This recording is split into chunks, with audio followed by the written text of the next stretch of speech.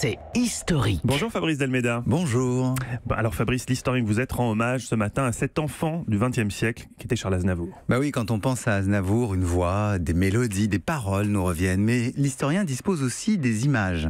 En voici une. Pendant la Seconde Guerre mondiale, 4 hommes, assis dans une Jeep, roulent dans le désert. Et parmi eux, le visage tiré, à peine souriant, Charles Aznavour. C'était dans Un taxi pour Tobruk, un film sorti en 1961. Aznavour jouait le rôle de Samuel Goldman, un étudiant juif combattant pour la France libre.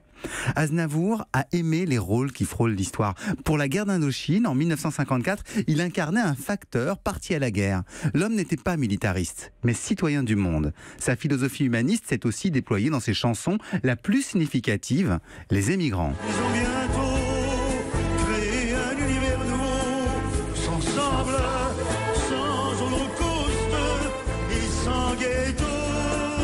On était en 1987 et cette chanson nouait les grands drames du XXe siècle. Les génocides, celui des Arméniens en 1915, celui des Juifs durant la Seconde Guerre mondiale et partout dans le monde, la fuite indispensable pour survivre, l'émigration. Ce sens du tragique revient l'année suivante quand il mobilise l'Occident au secours de l'Arménie, frappée par un tremblement de terre. Ces chansons étaient devenues des appels à l'aide. Pour toi, Et c'est cette image de chanteur engagé qui restera dans l'histoire. Oui, sa capacité à tisser des liens entre les grands événements du XXe siècle et à les faire résonner dans son œuvre en fait un témoin subtil de notre temps. Dès son premier rôle à 14 ans, dans Les Disparus de Saint-Agile en 1938, il dénonçait la xénophobie.